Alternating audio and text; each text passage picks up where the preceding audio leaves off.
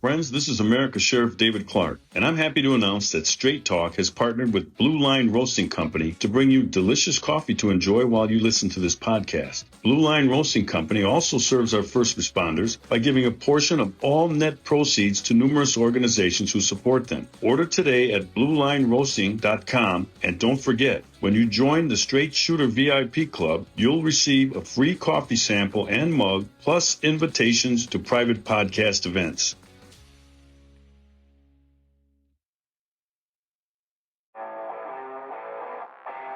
This isn't a constitutional republic, not with agencies like this abusing American citizens' rights. I have no use for the FBI, and you know what? Neither should you. Welcome. You're listening to the Straight Talk podcast. I'm your host, America's Sheriff David Clark. Thanks for joining me.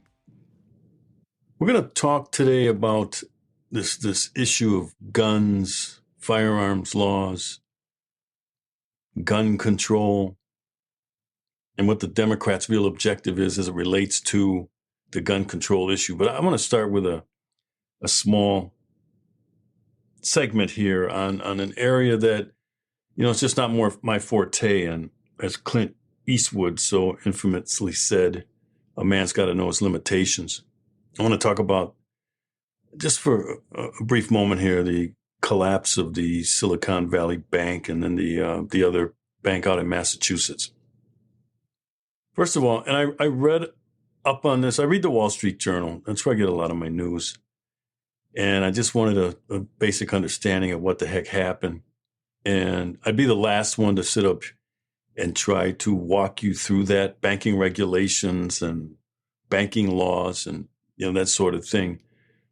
First of all, it would put you to sleep, because it put me to sleep as I was reading it. Very convoluted in terms of how the banking industry operates.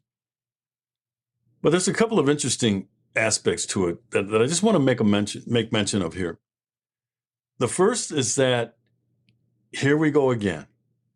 If you remember back in 2008, the financial industry darn near collapsed. Right? Actually, it did collapse. Remember the big statement was, too big to fail. Lehman Brothers and Goldman Sachs and the government had to do something and to create or to prevent a global collapse of the banking industry because it's all interconnected. And they came up with this idea, Congress, in their infinite wisdom, and I say that tongue in cheek, the TARP program, the Toxic Asset Relief Program. In other words, the government came in and bailed out the banks, took all their toxic assets. Remember the home foreclosures, and that kind of led at the collapse of the housing market. All these outstanding mortgages people were walking away from and declaring bankruptcy, and so the government steps in and buys all of those toxic assets from these banks. So they cleared their books. The banks were able to get rid of all of these bad loans. And they were bad loans. They were making loans that they should not have been making. Giving money away. Free money.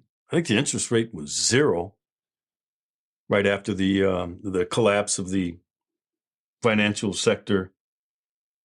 And of course, we heard that famous phrase, we want to make sure this never happens again. Remember in a previous podcast, I said, if you ever hear that phrase or that statement, we want to make sure this never happens again, run as fast and as far as you can. Because rest assured, whatever they're doing to make sure it never happens again, it's going to happen again. The reason it's going to happen again is because they work on the wrong thing. You'll hear that a lot when you tune into this podcast. They're working on the wrong thing, or they should be working on the right thing. Here's what they should be doing versus here's what they're doing. When you work on the wrong thing, you get the wrong result. So now you and I, the taxpayer, are on the hook. We're on the hook in 2008 for all these bad loans. And the banks were able to clear their books. And they instituted, of course, a couple more regulations, a few more regulations so that it never happens again. So here we are in 2023, and guess what? It happened again with Silicon Valley Bank, and I just can't think of the name of the one, but the bank in Massachusetts. And it roils the markets. Yes, it does, the global markets. And of course, Congress, we're going to have hearings. What happened? We know what happened. The same thing that happened in 2008. The question I had was, where are the regulators who were once again asleep at the switch? They weren't paying attention because this didn't happen overnight. And nobody was really held accountable in 2008. None of the regulators, none of the people who made the money off of this, because by the way, in the Silicon Valley Bank, the investors got their money out, the board members got their raises, and who's left holding the bag with no cash in it? The people who had uninsured loans. Depositors, whose money wasn't protected under FDIC. They're left holding the bag. So the question I had as I'm briefing myself on this stuff is, who's going to be held accountable? Because nobody ever is. That's the most maddening part of this, if you ask me. Nobody's ever held accountable. So, of course, Congress will, do some saber rattling, right? Whatever committees, oversight committees in the House and the Senate, the whole hearings, and it's just FaceTime on TV. And they'll be finger wagging by these congressional members as these banking industry people appear before them, and they'll be yelling at them. It'll be make for great TV, because that's all that crap ever is. Donald Trump was right a couple weeks ago when he made mention of the fact that we lead the world in terms of investigations. He's basically talking about Congress, and he was also talking about it was New York State, who continues to investigate him over the Trump International, his company, and some of the things that they were doing, never-ending investigations. Of course, if they can, they'll hold him accountable. They're trying to contort some sort of way into doing that, but I digress. So who's going to be held accountable? Nobody. Here's another aspect that I want to mention before I get into the meat of what the podcast is going to be about today. I saw a story connected to SVB. And it says, according to the story, Silicon Valley Bank made loans to Black Lives Matter in the amount of $73 million. Let me say that again. SVB, Silicon Valley Bank, made loans to Black Lives Matter in the amount of $73 million. You know what the story didn't say?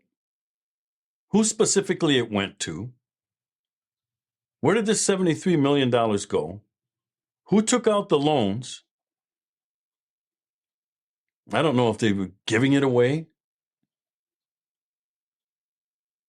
$73 million. We need the loan applications. We need the paper trail to find out whose pockets from Black Lives Matter this money went into. Think about this. Do you think you could walk into a bank today as an individual, even a small business, and ask for $73 million? Yes, just sign on the dotted line here. Thank you for your business and good luck on your venture. And what did they do with it? I don't know. But this is the kind of stuff that goes on. The last time we saw somebody actually be held accountable in something like this was, remember Kenneth Lay? Does that name ring a bell? He was the CEO of Enron. Remember when Enron went under? They were monkeying with the books. Kenneth Lay was marched out of headquarters. The Frog March, the Perp Walk, in leg irons and handcuffs, in a public display. They tipped the media off they were going to do this. Every major news network covered it. Video. You know how powerful that was? For Kenneth Lay, the CEO of Enron, to be frog marched out of their headquarters? You don't see that anymore, though. And that's why who's going to be held accountable? I want to see people before any bailout, and that's going to happen. Because it's, well, we have to. We can't allow the financial industry to collapse. Before any bailout, I want to see people indicted. I want to see people in leg irons and handcuffs walked out of their homes, walked out of their businesses, these banks, these bank officers, all of them. But unfortunately, we won't see that. And I also want to know how Black Lives Matter got this money. Did they make loan applications? What was the loan for? Did they have to put up any collateral if this was a loan? Or did they just give it away as a donation? That wasn't their money to give. Those were investors. Those were depositors. That was their money. And of course, this will just, this story will fade into the ether like all these things do. Mainstream media has turned into nothing more than state-run propaganda. Bulldog TV was founded by Americans fighting for America to restore the fourth branch of government. Support alternative media like Bulldog TV by following them on Facebook and Truth Social. You talk about race, crime, and politics. Some folks lose sleep over this, but not me, because I sleep just fine on my Giza Dream Sheets and pillow from MyPillow, especially this new 2.0. If you haven't gotten yours yet, you are missing out. Just go to mypillow.com and use promo code Clark, that's CLARKE, and save up to 66% off. The direct link is also available on my website, americasheriff.com. Get a great night's sleep so we can continue the fight. I want to get into something a little more interesting. As I indicated, it's the issue of guns. Guns in America. The Biden administration is up to it again. And he's not alone. This is a mainstay, one of their main pillars in their political campaign platform. Gun control. So Biden's on the trail. I think he was in California. Yeah, Monterey Park. Perfect place for it. And he announces new action to reduce gun violence. Folks, and I'm going to demonstrate it. This stuff's not going to work. It's a big swing and a miss, as they say in baseball. Working on the wrong thing. And they know it. The Democrats know exactly what they're doing here. They know darn well this won't work, but they're placating to a big demographic of theirs. Anti-gunners. Gun control lunatics. Obsessed with guns. And I always get a kick out of, because nothing really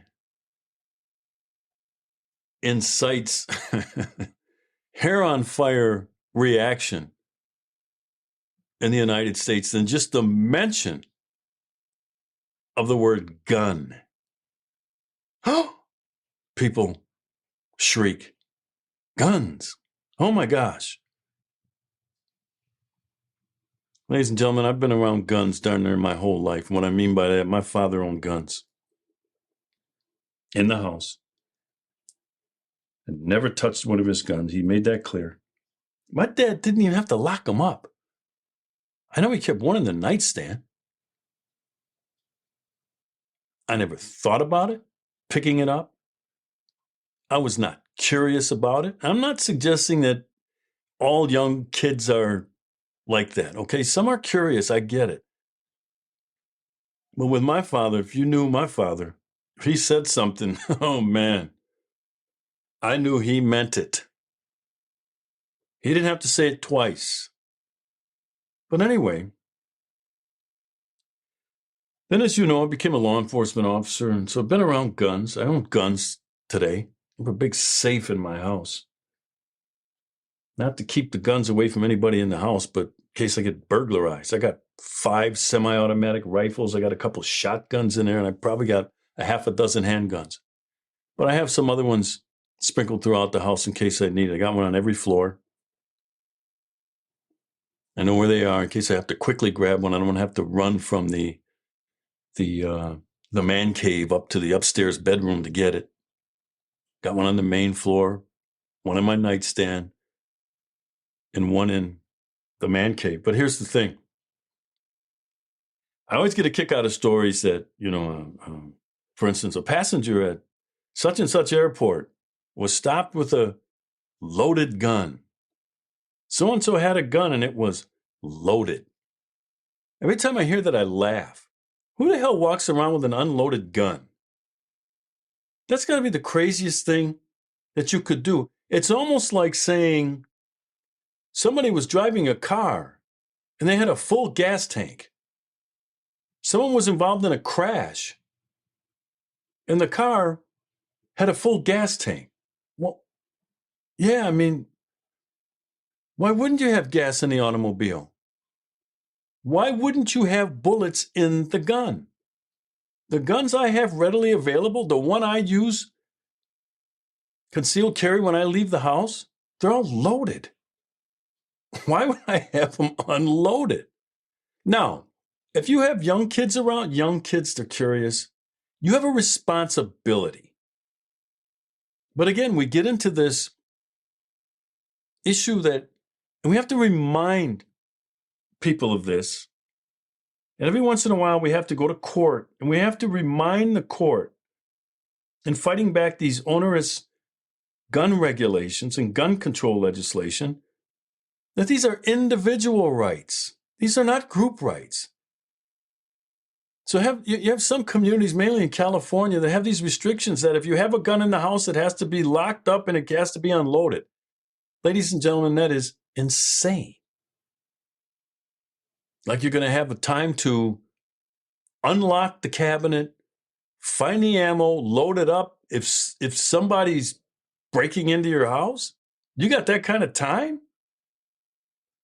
But anyway, Biden's out in California and he comes up with these new actions to reduce gun violence. Number 1, moves as close as possible within existing law to universal background checks. Let me pause there for a second.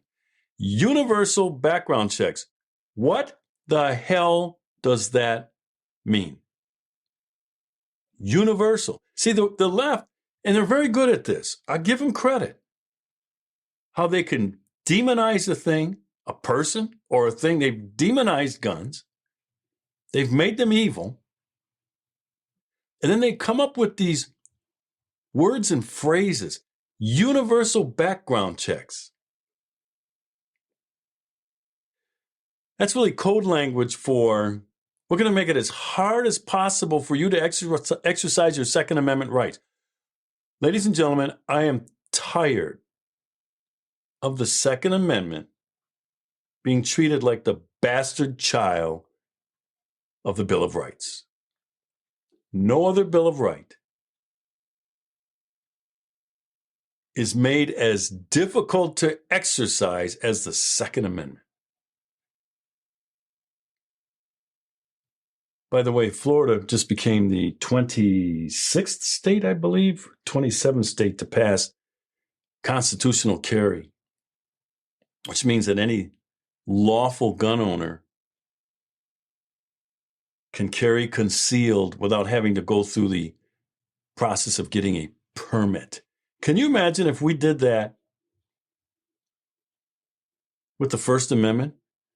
That you have to get a license to exercise it and that you have to take training?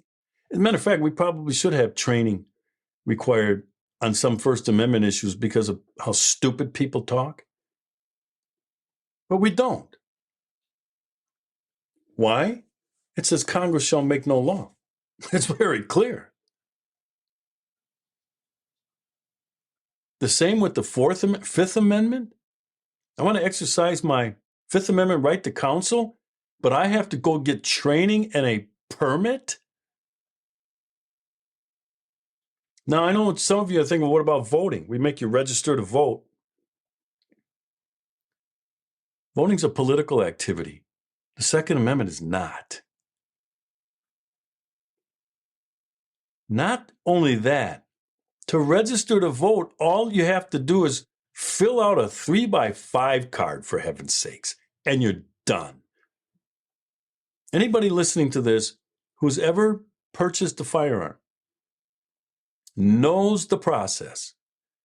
I've had to do it a number of times. For every gun that I have, you got to find a federal firearms licensee. He has to fill out forms. Check this out, ladies and gentlemen. He or she has to fill out forms. You have to fill out a form. It asks all these questions on it. And then there's a waiting period. Now, I know they have this instant background check. You know what? Just about every time I've gone in to pick up a firearm, my background check is delayed. So in other words, the FFL sends it in, right? And it's all done electronically. After about 10 minutes, he comes back on. There's a delay on it. You come back tomorrow and we should have an answer.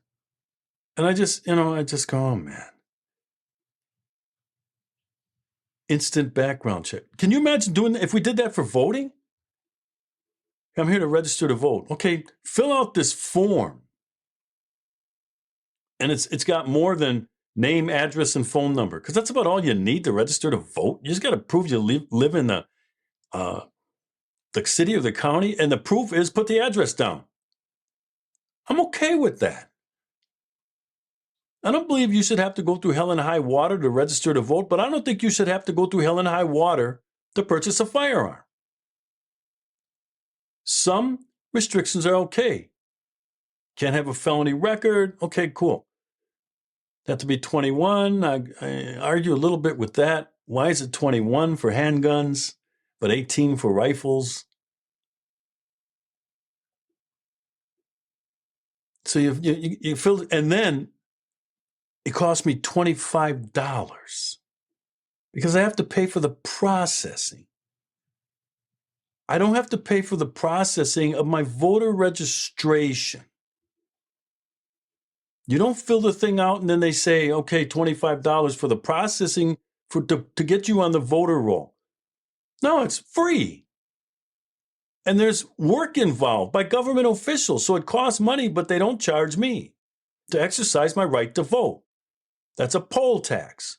So is charging me $25 to purchase a firearm. That's a poll tax. Now, $25 for me is not going to break the bank. But you add that on top of the fees required for permitting. That's why I mentioned Florida became the 27th state to pass constitutional carry. Any lawful gun owner can carry anytime, not anywhere, because they're private property rights. People can say no firearms here. That's fine with me. But gun-free zones are killing fields, and I can make the decision I'm not eating in that restaurant because a holdup might go down. By the way, short story here. Tragic, true story. I had the occasion a couple of years ago to run into a woman. I'll just use her first name, protect her identity. Her name's Amanda. And she's very open about this, so I'm not giving away any sensitive information here. She went public with it. She was a student, I believe, at the University of Nevada, Reno. Anyway, that's a public institution. And they have a law, government school, that you can't carry a firearm on campus property. Now, this is government. This is not a private school that I'm okay if they want to do that. Private property rights. This is a government institution. So being the law-abiding citizen that she is, she was taking classes, night school. And she's walking back to her car one day into a parking structure by herself. She's attacked and brutally raped at gunpoint. She's a concealed carry permit holder, but she left her firearm locked in the car to go to class because she's a law-abiding citizen and the school says no firearms. So she didn't have access to her firearm. She's brutally raped. I was sickened listening to that. So in other words, remember I said they're killing fields? She abides by the law. The rapist did not. He didn't care about the sign that said no firearms on the college campus. By the way, West Virginia just passed a law allowing concealed carry on colleges and universities that are part of the public university system, public ones. Good for them. So anyway, getting back here, this permitting process. In some states, to get a concealed carry permit can cost up to $400 or $500. That is a burden to low-income people. That's a burden. For you and I, it might not be. But it's a burden to a lot of people that might not have $400 or $500 to obtain a government-issued permit to exercise your Second Amendment right. Can you imagine the uproar if we told people registering to vote or exercising their First Amendment right, including religious freedom? Well, if you want to practice your religious freedom, you got to fill out a form here. And you got to pay us a processing fee. I mean, if someone suggested that, you'd look at them like they have two heads. You go, what? But all of a sudden, it's okay when it comes to the Second Amendment, and I'm tired of that. You remember in a previous podcast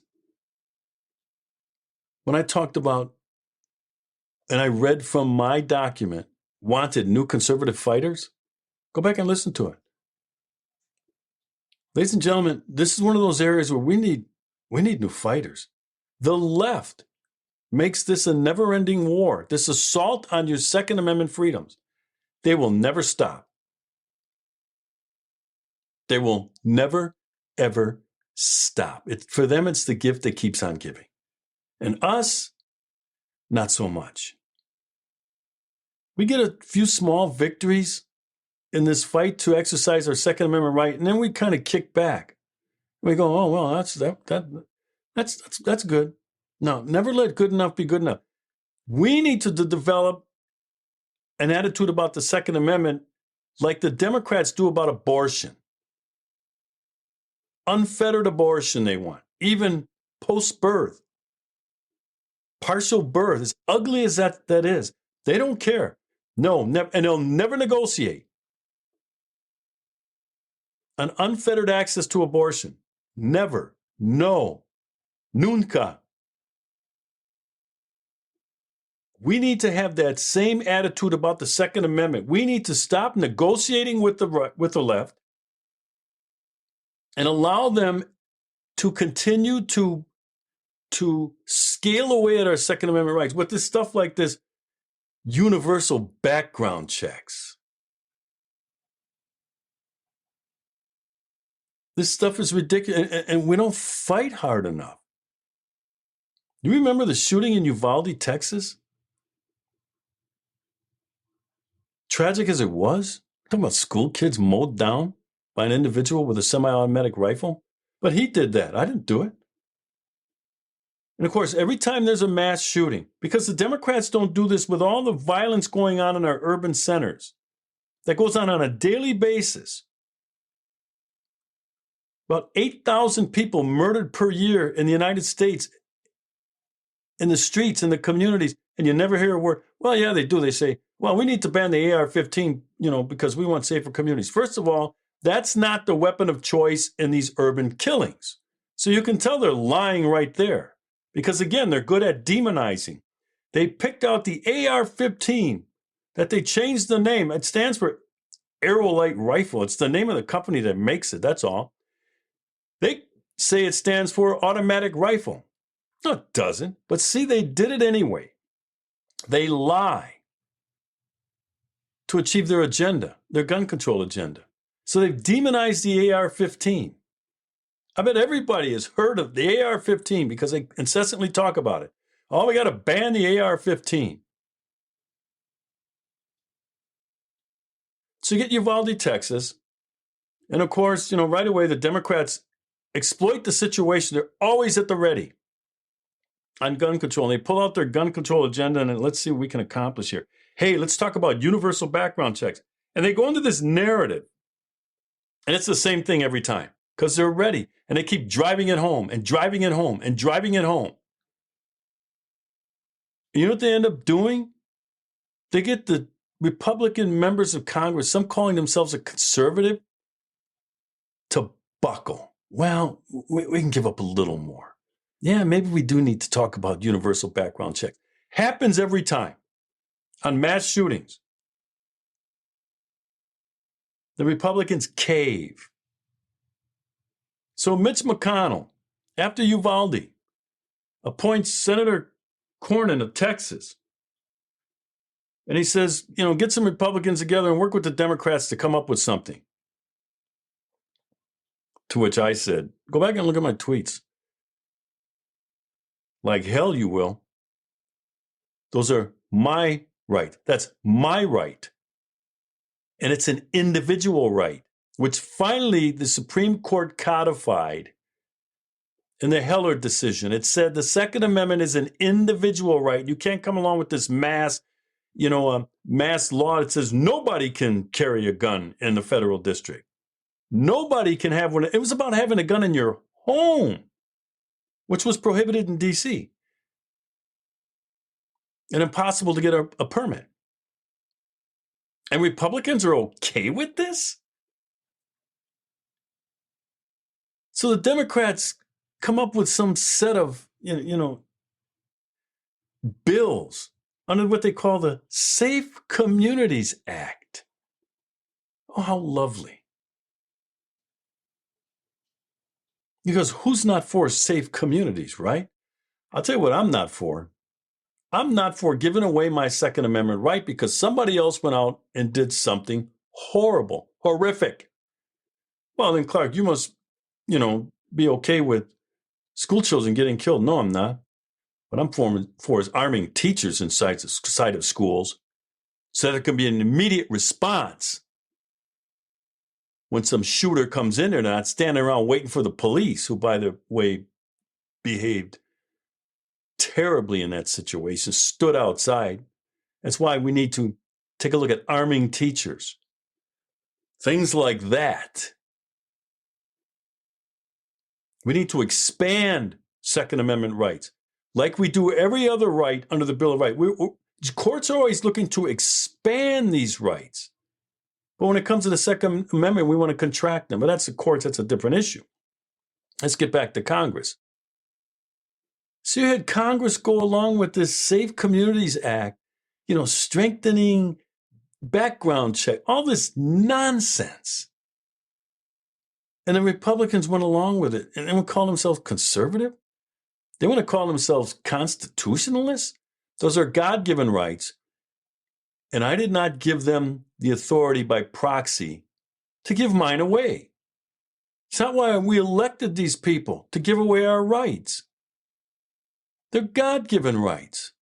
And under most circumstances, okay, some of them can be taken away, like we don't let felons have firearms.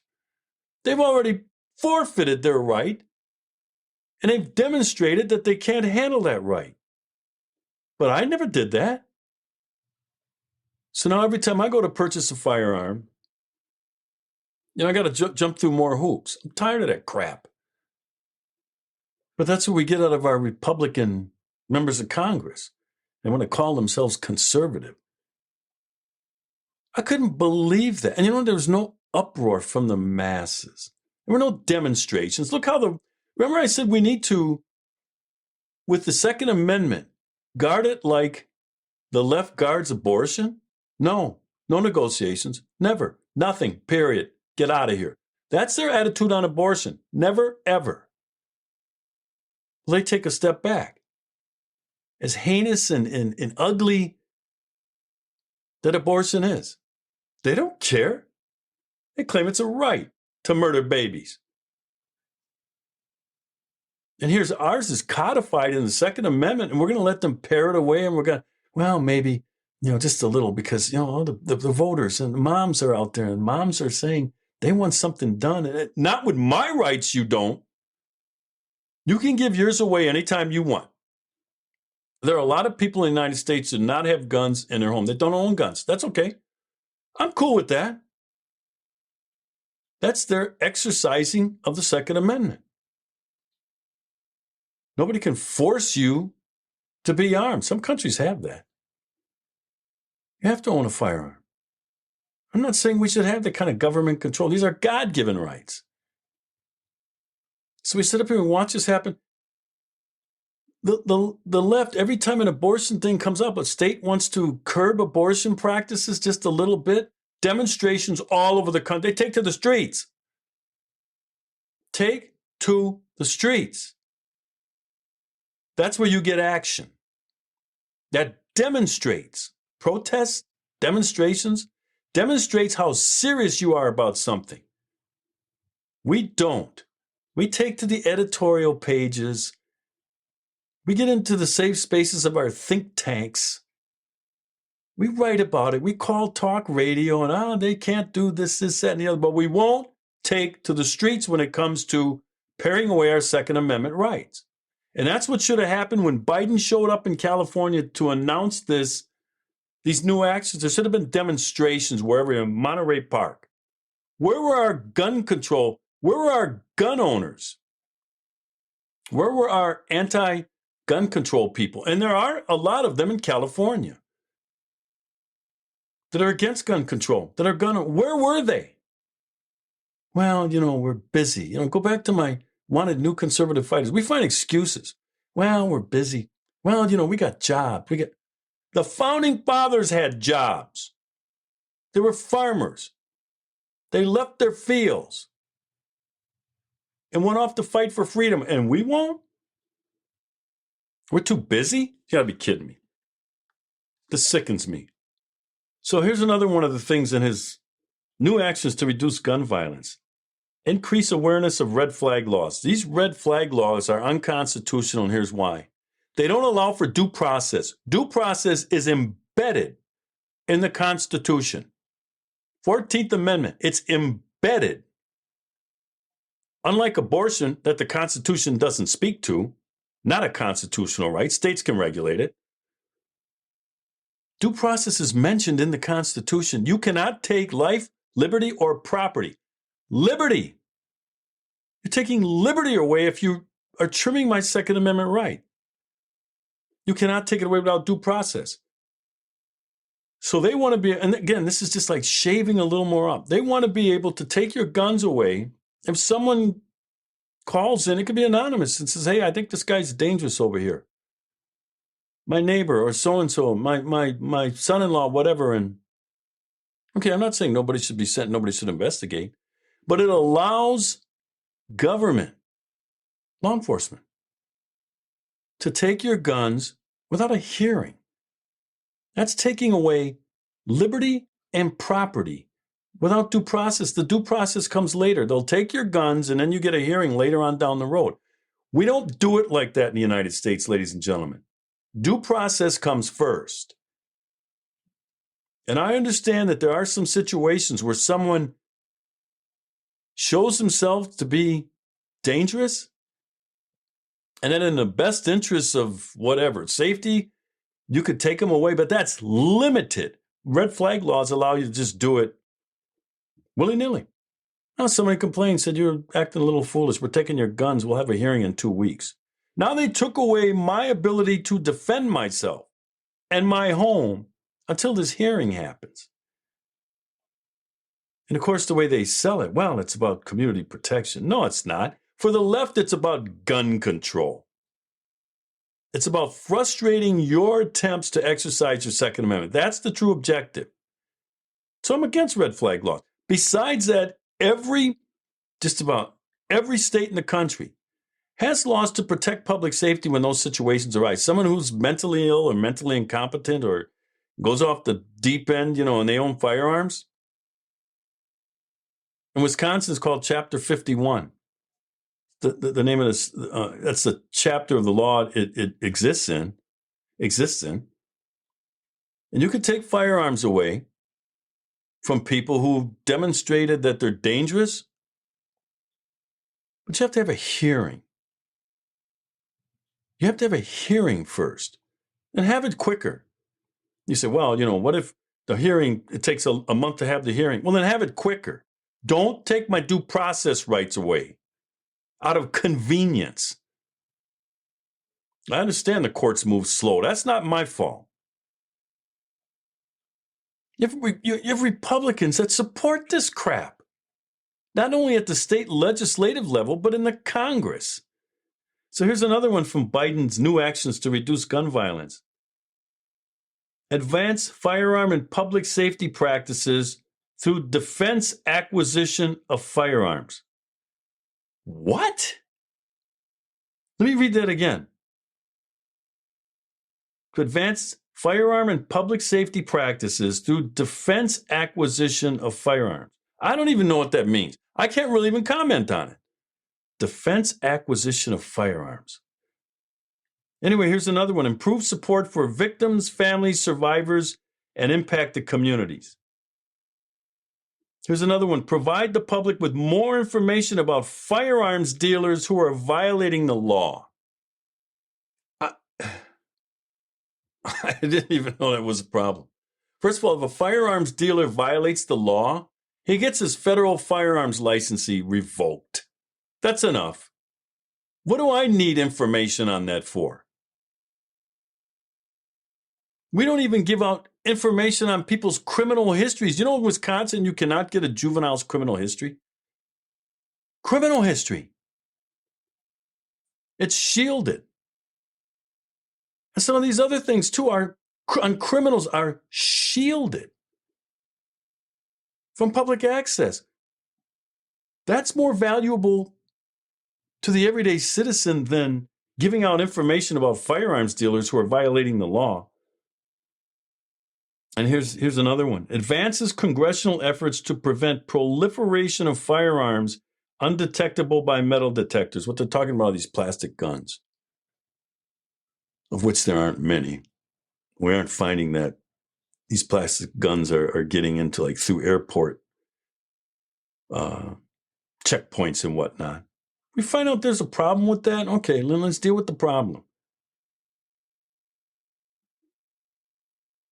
And then here's the last one I'll talk about. Accelerates federal law enforcement's reporting of ballistic data to catch repeat shooters. Oh, man. That's called criminal history, ladies and gentlemen. We already know what these repeat offenders are up to. And we won't keep them locked up. And we'll go lenient on the sentencing. And we'll give them a second chance on violent crime. But it's going to, Biden's new action will accelerate federal law enforcement's reporting of ballistic data to catch repeat offenders. Ladies and gentlemen, I was trained by the Alcohol, Tobacco, and Firearms in ballistics tracing. Went down to their center in Virginia, spent 3 days, going through their firearms tracing center, learned the process, how to do it, so on and so forth. There's no problem with that. I mean, nobody said, hey, we got a problem with the transferring of data. So actually, these new actions, they're all activities. That's all they are. And never let these people fool you into thinking that an activity is the same as an accomplishment. I mean, notice the words: moves, accelerates, increases, improves, advances, provides, accelerates. This is all nonsense. That's all this crap is. Nonsense. Won't do a damn thing in terms of reducing gun violence. You know how you reduce gun violence? Because I've done it. You identify the perpetrators, you arrest the perpetrators, you make sure they get charged criminally, and upon conviction, again, that's the due process. I'm okay with that. Upon conviction, you make sure that the judge gives this person the longest period of confinement allowable by law. And we did that during the 90s under the Violent Career Criminal Act, authored by none other than Joe Biden when he was in the Senate Judiciary, I think, was a committee. The Violent Career Criminal Act. We had federal, local, and state law enforcement entities, including the prosecutors and the judges, hammering these people for acts of violence, locking them away in many instances in federal prison for long sentences. And guess what we experienced? Historic lows in violence, record lows in street violence. It worked. And I get sick of people who try to tell me, well, we can't arrest our way out of this. Yes, we can. Yes, we should. And yes, we have. Look at the results. We got away from it. Now we're in this crap like this. Well, we got to reduce violence, so let's go after gun owners. That's what this stuff does. That's all it does. The criminals look at this crap and they laugh. This stuff doesn't work. It's not going to reduce violence. And the Democrats know it's not going to reduce violence. And like I said, this isn't about reducing violence. They're trying to achieve a political agenda. They raised money, millions. Wasn't it Michael Bloomberg, that said he was willing to spend $100 million toward gun control efforts? $100 million? Which to him is a drop in the bucket. Guy's a billionaire. That's what this is about for them, raising money. And I wish that the Republicans in Congress and in the state legislatures would stop this nonsense, trying to appease the left on gun control. They don't try to appease us on abortion. Well, maybe we should, get a little, this partial birth abortion is a little extreme. They don't care. I think it's New York State that allows partial birth where they half deliver the baby before they snap its neck. This is gruesome stuff, ladies and gentlemen. They don't blink an eye. They have no problem with that. And yet on gun control, our side, well, maybe we should negotiate a little bit. Well, maybe we can do a little more because, moms are screaming at us and moms want action. And, it sickens me. Like I said, we need to develop the attitude they have about abortion. No, never, not giving an inch. Get out of here. And I know how this works, and you know how this works. Remember after Sandy Hook? Another one of these horrific incidents that no gun control law would have stopped. This guy killed his mom and stole her guns. What Biden says here was going to stop that? The mass murderer in Uvalde obtained his guns legally. He had to go through a background check. So that's why I said, this stuff's not going to work. It's a swing and a miss. Background check, universal background checks. Anyway, Sandy Hook. Polls were taken, as always happens. Polls were taken immediately after the incident. And it showed, like it always does, larger and larger numbers are in favor of more gun control. gets up like around 70%. But this is close to the incident where the emotions are still running high. That's the wrong time to take the temperature. But the left knows that's the best time to take the temperature because they're going to get the highest reading. But you know what? About 6 months after Sandy Hook, when people were polled again about gun control, it went down to normal levels where around 60+% are not in favor of more gun control. 60%, over 60%. And it happens every time, including after Uvalde. At the church shooting in South Carolina, which the FBI screwed up, that Dylan Roof was able to get a firearm when he got a dishonorable discharge, I think, from the military, and so that prohibited him from getting a firearm, and the FBI missed it. See, gun control. But again, you get people right after the incident, oh, we got to have more, oh, we got to do more, oh, yeah. But then when emotions settle down, and that's what all the Republicans have to do, let emotions settle down. You don't need to have hearings next week. That's what they did after Uvalde. Right away, because, look, people are saying this is what the people want. No, it's not. You're playing on people's emotions, the Democrats are. And you're reacting to it, to what they're doing. Their insidious game here. So, keep in mind, ladies and gentlemen, the Democrats will never, ever stop coming after your guns. Pardon me, I got a little frog in my throat from, I guess I'm getting a little, excited about this because it does it. And not excited, it's not the right word. It's fired up about this stuff. I need you to be fired up about it. And I need you to become more engaged and a better fighter, a more effective fighter. In other words, a call to action, like a protest, out in front of Congress or at your state. You don't always have to run to Washington, D.C. At your state capitol, even in your city government, at City Hall, have a demonstration. Get your gun supporters there. And your signs. No more gun control. Enough.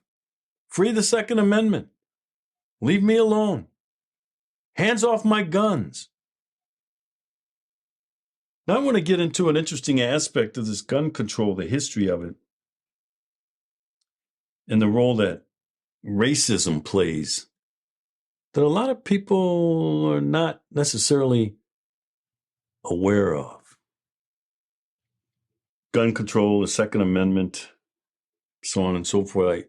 There's an emotional aspect for me. And here's why that is. By the way, 2 sources of information I want to give to you. 2 books. One is titled Negro and the Gun, The Black Tradition of Arms. And the other one is That Every Man Be Armed. That one's by Stephen Holbrook. When this country was formed, slavery was the law of the land. And the Second Amendment didn't apply to my ancestors, the slaves. One of the hallmarks of slavery was that blacks were forbidden, slaves, forbidden to arm themselves for protection. That's how that institution, that ugly institution, lasted as long as it did in this country. And it even existed after the Civil War. So when finally, and it took the 14th Amendment, not just the 13th Amendment. The 13th Amendment freed the slaves. The 14th said the Constitution and all of its privileges applies to the newly freed slaves because there were states in the South that continued the tradition of not allowing blacks to arm themselves, and therefore they couldn't protect their families and their property from lynchings, burnings, hangings. They couldn't defend themselves because you couldn't sell a firearm to a newly freed slave and they couldn't possess one. It was called the Black Codes. So it took the 14th Amendment to finally allow black people to defend themselves, the right of self-defense. So under this system of Jim Crow, and that was the name of the legal system of racial oppression that began after Reconstruction. It was a legal foundation of restrictive and oppressive gun control that was built by the Jim Crow laws. Here's something from the site America's First Freedom. That's the magazine of the NRA. On Jim Crow, the racist roots of gun control. It says the newly defeated, or I should say, the defeated Confederate states enacted the Black Codes, which explicitly restricted gun possession and carrying by the newly freed slaves. Sometimes these laws facilitated the activities of the terrorist organization Ku Klux Klan, America's first gun control organization. The KKK, America's first gun control organization. And this is what the Democrats wrapped themselves around with gun control. This racist, the thing that has its roots in racism. So it says here, the top item on the Klan's agenda was confiscating arms from the newly freed slaves to better terrorize them after. Because the new 14th Amendment forbade any state the equal protection of the laws, gun control statutes aimed at blacks could no longer be written in overtly racial terms. So they hide it today, and they hide it around criminals. Oh, gun safety. We want to enhance gun safety by restricting your Second Amendment right. This all started under Jim Crow, this gun control idea. It says here in this article, today these racist laws are the foundation of continuing infringement of the right to keep and bear arms. Gun control. But see, you never hear the Republicans hit back. I say, well, you don't care about kids getting killed in school. No, we're trying to end these oppressive, racist gun control ideas. This stuff has its history in racism, and we're trying to end that. No, they don't talk like they're afraid. So it says here, the battle against Jim Crow has been going on for well over a century, and it will not be completed until the Jim Crow gun control cases are recognized for the constitutional abominations that they are and are placed on the ash heap of history along with Plessy v. Ferguson and the rest of their ilk. That's how you talk to Democrats on the Hill and in your state legislature. That's how you effectively deal with that. And there's some more here I want to get to. From the other source I mentioned, Negro and the Gun, the Black Tradition of Arms. Let me start with a reading of the Second Amendment before I go on to this, the Black Tradition of Arms. A well-regulated militia, being necessary to the security of a free state, the right of the people to keep and bear arms, shall not be infringed. It's pretty clear. It is to me anyway. Like I said, I'm not a constitutional scholar. I don't have to be. I know how to read. Shall not be infringed. If you look at the First Amendment, it's somewhat written in the same way. It says the Congress shall make no law respecting an establishment of religion. Shall make no law. The Second Amendment shall not be infringed. Article 3, no soldier shall in times of peace be quartered in any household. Article 4, I'm not going to go through all of them, but you see that word shall? That's absolute. And that's what the founding fathers intended, to be absolute. And we keep edging away from that in all this stuff. We keep getting further and further away. We allow the courts to basically pass gun control legislation. And we allow the states to do it when there's this thing called the Supremacy Clause.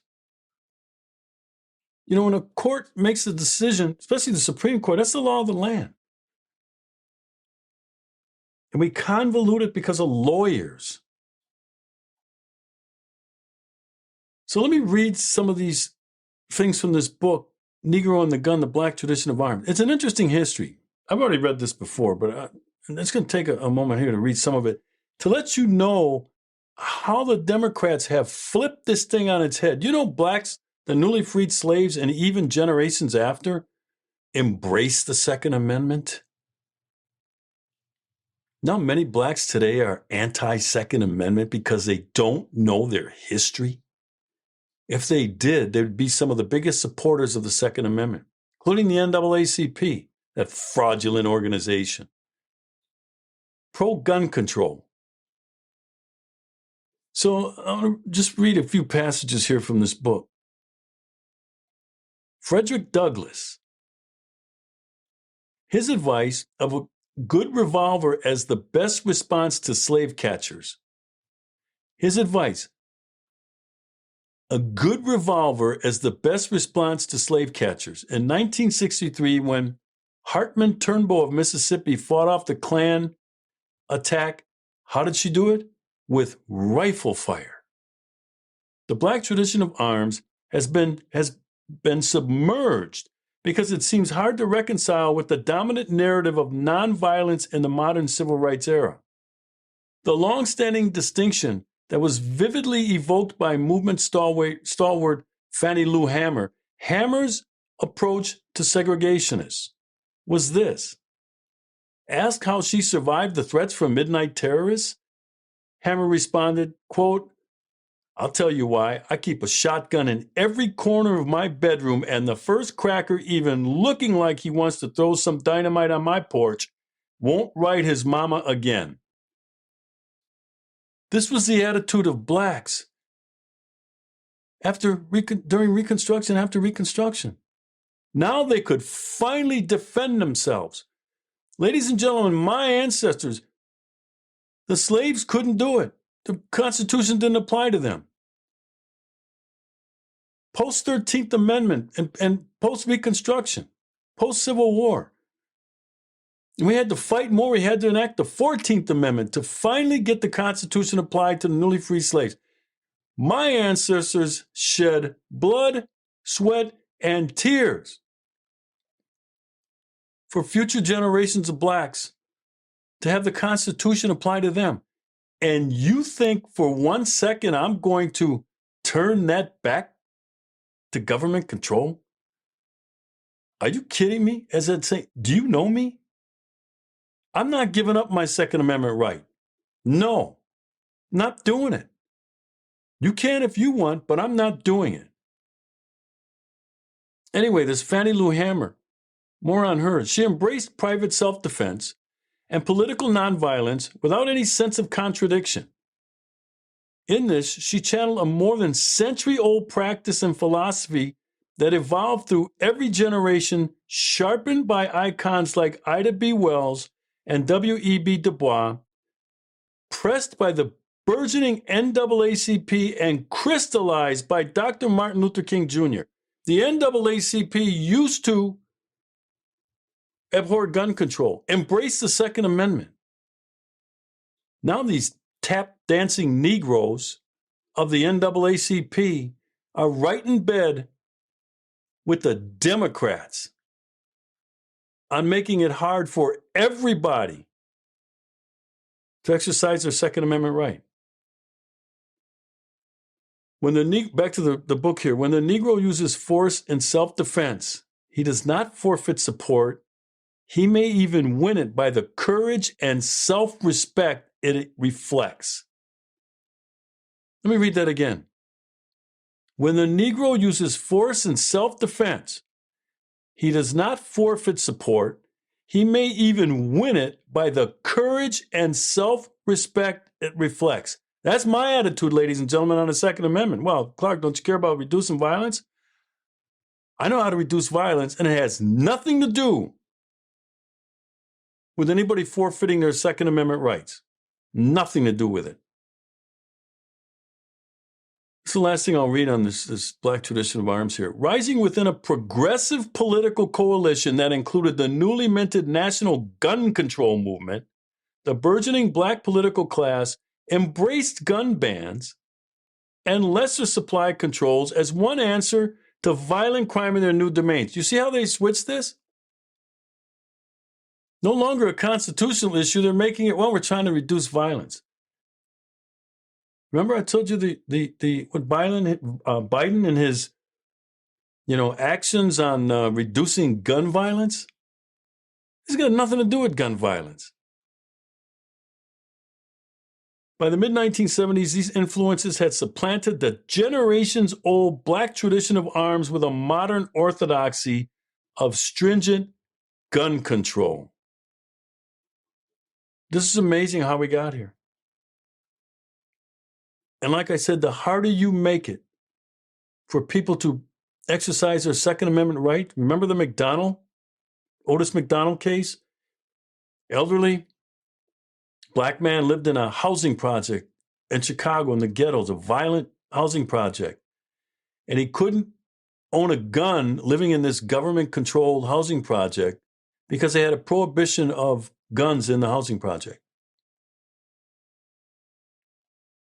So Otis McDonald petitioned the court and went all the way up to the Supreme Court. This case is not that old. Otis McDonald, look it up. And the courts rule that it couldn't be a government ban, total ban on owning a gun in these government-owned housing projects. He won. McDonald in that case, and what was going on there, it left all these elderly people living in his housing project disarmed against the criminals who plagued their neighborhoods.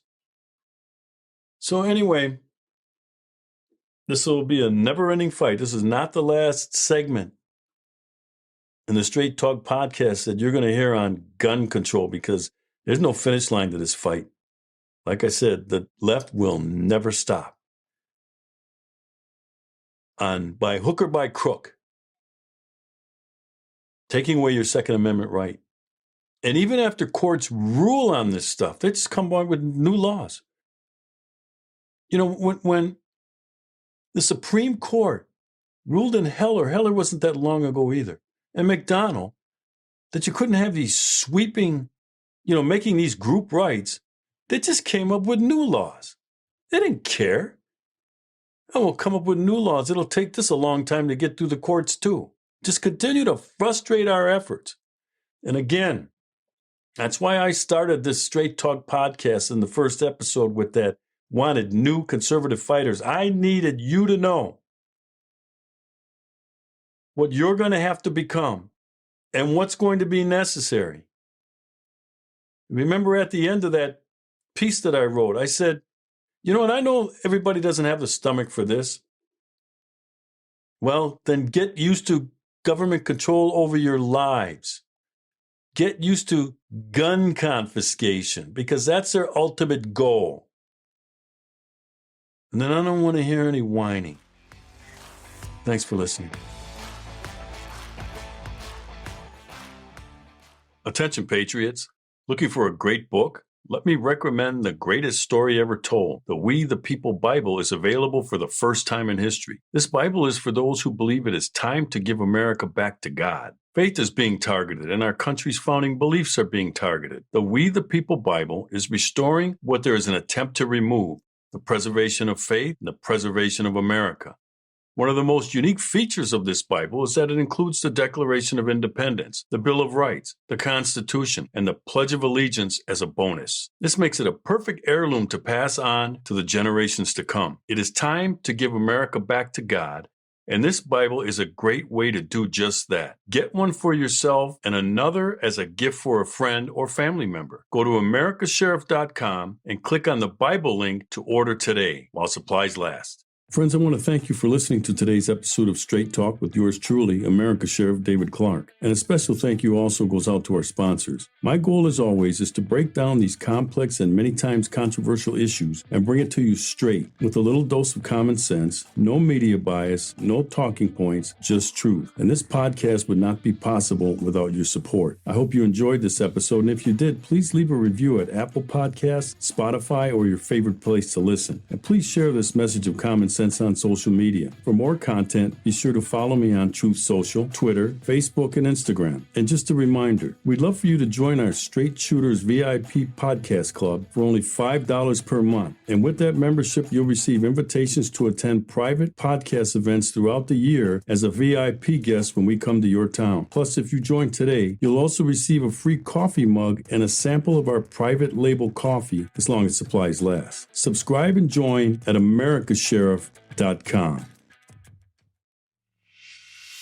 This podcast is brought to you by americasheriff.com with executive producer Judy Wilkinson of JLWilkinsonConsulting and producer Josh Wentz in partnership with our friends at Bulldog Media. If you are interested in partnering with Straight Talk Podcasts or having me speak in your area, please contact Judy at JLWilkinsonConsulting@gmail.com, 706-518-2116. That's JLWilkinsonConsulting@gmail.com. Phone number 706-518-2116.